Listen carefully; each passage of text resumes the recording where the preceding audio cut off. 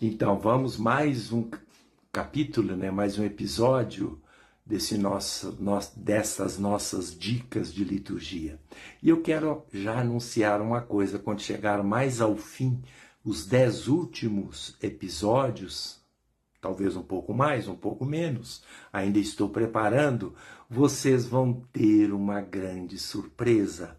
Quando eu estiver explicando as partes da Eucaristia, de modo especial, as partes dos cânticos do ordinário da missa, explicar as suas origens, explicar como que se estabeleceu o ato penitencial, o santo, enfim, o glória e assim por diante, aí eu vou apresentar só para vocês que estão me seguindo aqui nessas dicas litúrgicas a novidade inédita de músicas para o ato penitencial, para o glória, para os santos, para a doxologia após a consagração, para o Cordeiro de Deus.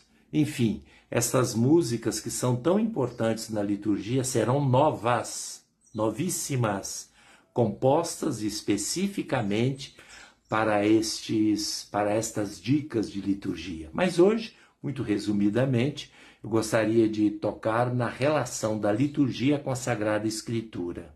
Falamos no episódio anterior da relação com a teologia. Hoje vamos fazer a reflexão da relação da liturgia com a Sagrada Escritura. Alguém fala, o que tem a ver a liturgia com a Sagrada Escritura? Tudo, tudo. E assim, por exemplo, quando a gente batiza em nome do Pai, do Filho e do Espírito Santo, alguém diz assim, está lá no Evangelho de São Mateus, capítulo 28, ide por todo mundo, anunciai o Evangelho a toda criatura, batizando em nome do Pai, do Filho e do Espírito Santo.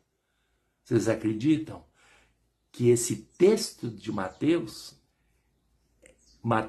copiou da prática litúrgica da igreja antiga, da igreja dos apóstolos? Sabe o que acontece?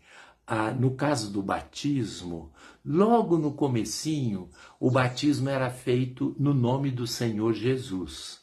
Mas vejam bem, como eu disse para vocês no Novo Testamento, em qualquer outro lugar na liturgia, quando se cita uma das pessoas divinas, as outras duas também estarão presentes. Falei que em teologia trinitária se chama de pericórese, ou seja, o envolvimento das pessoas divinas na presença de cada uma. Pois bem, então o Evangelho de Mateus, nesse capítulo 28, quando fala ide pelo mundo inteiro, batizai em nome do Pai, do Filho e do Espírito Santo, é a prática do batismo. Porque o batismo, iniciando em nome de Jesus, a comunidade cristã dos tempos apostólicos percebeu que não estava tão claro que batizar no nome de Jesus envolvia a pessoa não somente na incorporação a Cristo, o Verbo, mas no mistério da Trindade. E por isso a comunidade cristã evoluiu para uma fórmula do batismo, que hoje é a única fórmula, hein? Porque é a maturidade da fórmula do batismo em nome da Santíssima Trindade. E aí o Evangelho de São Mateus pegou da liturgia muitas expressões da liturgia, vêm do Novo Testamento, mas que por sua vez vêm da liturgia. A graça de nosso Senhor Jesus Cristo, o amor do Pai e a comunhão do Espírito Santo esteja convosco.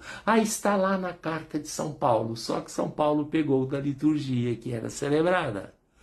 A narrativa da instituição da Eucaristia, que nós até hoje preservamos, é a narrativa que os evangelistas colheram, não somente dos lábios de Jesus, mas de modo especial colheram aquilo que nos lábios de Jesus, antes de ser escrito, antes de transformar em escritura, era a liturgia da igreja. A igreja celebrava desta forma desde o começo. E quando os evangelistas nos anos 60, 70, 80 e até 90 recuperaram estas palavras, pegaram da igreja que celebrava. Olha que coisa maravilhosa, né? A gente, o tempo inteiro, desde o em nome do Pai até o ide em paz, toda a liturgia ela está absolutamente vinculada com a Sagrada Escritura. Eis o Cordeiro de Deus, eis o que tira o pecado do mundo. Parece que não tem, está lá no Evangelho. É o evangelista, é o São João Batista apresentando Jesus. Senhor, eu não sou digno de que entreis em minha morada. Está no Evangelho, as palavras do centurião.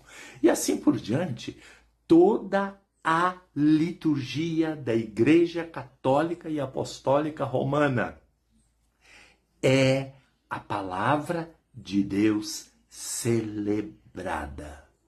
Fica aí, portanto, mais esta reflexão. Um grande abraço a todos. Vamos continuando.